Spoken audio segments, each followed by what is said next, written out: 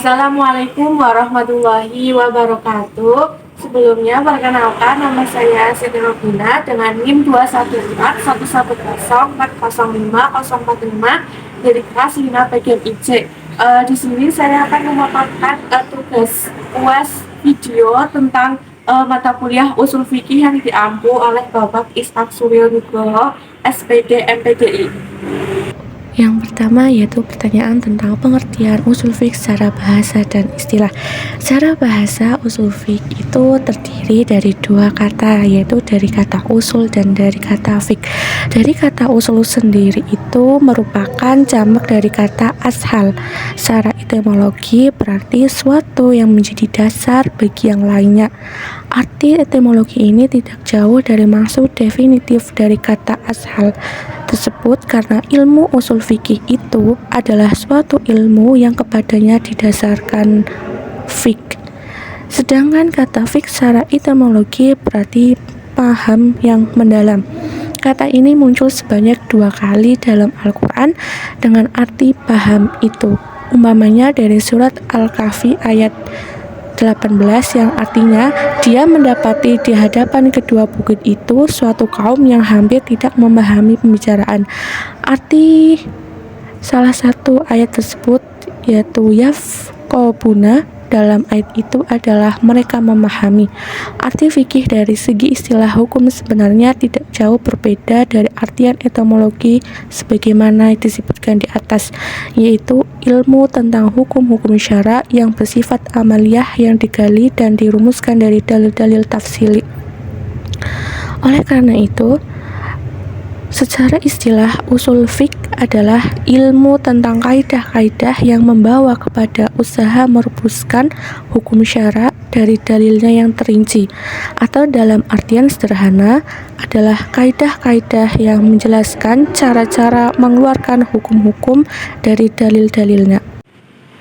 Selanjutnya, pertanyaan yang kedua yaitu tentang sejarah perkembangan usul fiqh. Sejarah perkembangan usul fiqh dapat dibagi menjadi 2 periode. Yang pertama itu periode sebelum pembukuan usul fiqh. Pada periode ini, pemikiran hukum Islam belum terbukukan dalam tulisan yang sistematis. Meskipun demikian, pemikiran hukum Islam telah mengalami perkembangan sejak zaman Rasulullah SAW, sahabat dan tabi'in, namun belum terbentuk sebagai suatu disiplin ilmu tersendiri. Pada periode kedua, ilmu usul fiqh mulai tumbuh pada abad kedua Hijrah yang dilatar belakangi oleh perdebatan sengit antara ahlul hadis dan ahlul ar-ra'yi. Pada penghujung abad kedua dan awal abad ketiga Hijrah, muncul Muhammad bin Idris al-Syafi'i yang membukukan ilmu usul fiqh dengan karyanya yang terkenal. Dalam perkembangan ilmu usul fiqh melalui 3 periode utama, yaitu pada zaman Rasulullah SAW, pada zaman sahabat, dan yang ketiga pada zaman tabi'in. Pada zaman Rasulullah SAW, sumber hukum Islam hanya terdiri dari Al-Quran dan As-Sunnah. Namun, semenjak masa sahabat timbul persoalan-persoalan baru yang menuntut ketetapan hukumnya. Para sahabat beristihad untuk mencari ketetapan hukumnya. Pada masa tabi'in, dan para imam mujtahid, wilayah kekuasaan Islam semakin luas dan mencakup daerah-daerah yang jauh. Hal ini menimbulkan kebutuhan untuk mengembangkan metode dan kaidah-kaidah dalam menetapkan hukum-hukum Islam. Oleh karena itu, pada periode ini ilmu usul fiqh semakin berkembang dan menjadi sebuah disiplin ilmu tersendiri. Dalam perkembangannya, ilmu usul fiqh juga mengalami pengaruh dari pemikiran filosofis dan logika. Hal ini terlihat dalam karya-karya para ulama seperti Imam Syafi'i yang membukukan usul fiqh yang berjudul Ar-Risalah yang memberikan kontribusi besar dalam pengembangan usul fiqh. Selanjutnya, pertanyaan yang ketiga yaitu tentang sumber-sumber pengambilan hukum Islam. Sumber-sumber pengambilan hukum Islam yang umumnya diakui dan digunakan oleh umat Islam yaitu memiliki 4 hukum. Yang pertama adalah Al-Quran. Al-Quran adalah kitab suci umat Islam yang dianggap sebagai sumber hukum Islam yang pertama dan utama. Al-Quran berisi wahyu Allah yang diturunkan kepada Nabi Muhammad SAW dan dianggap sebagai petunjuk hidup bagi umat Islam. Dan ayat-ayat Al-Quran dijadikan untuk menetapkan landasan hukum-hukum di agama Islam. Yang kedua adalah hadis. Hadis adalah catatan tentang perkataan, perbuatan, dan persetujuan Nabi Muhammad SAW.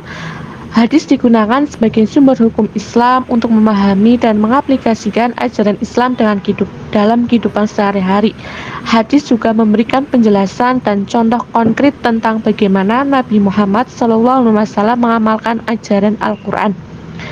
Yang ketiga yaitu tentang ijma. Ijma sendiri itu adalah kesepakatan bersama oleh para mujtahid atau para ahli hukum Islam dalam menetapkan hukum atas suatu masalah yang tidak terdapat dalam Al-Quran dan hadis.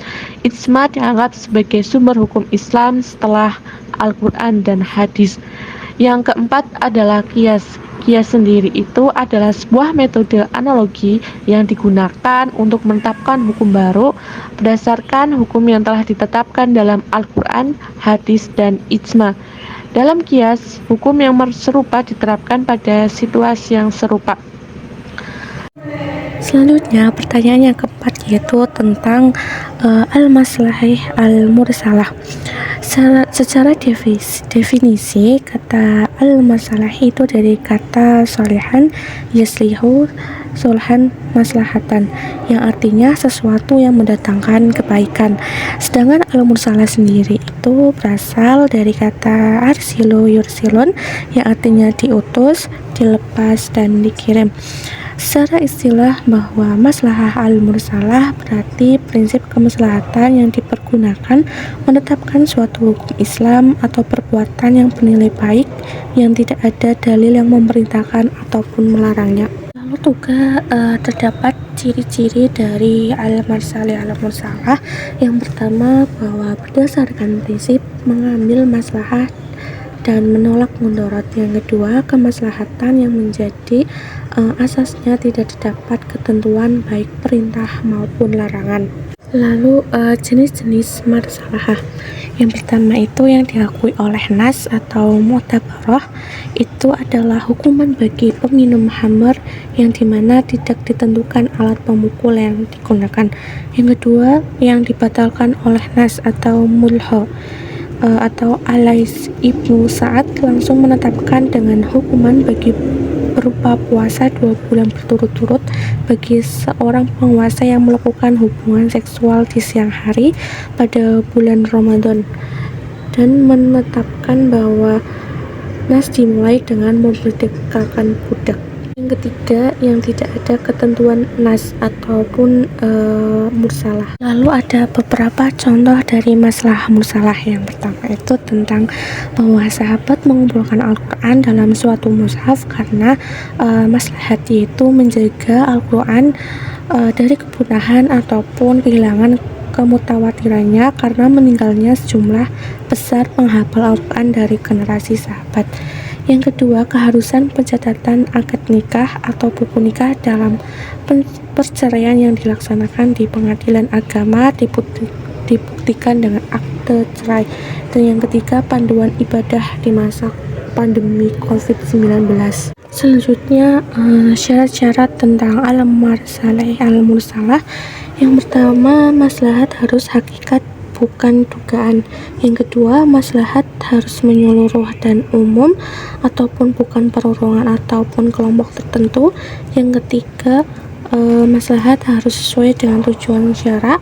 Yang keempat, maslahat itu harus benar-benar tidak bertentangan dengan nas. Lalu terdapat macam-macam maslahah. Yang pertama, al-dahuriyah ataupun perkara tegaknya kehidupan, bila ditinggalkan rusak kehidupannya dan akan timbul fitnah.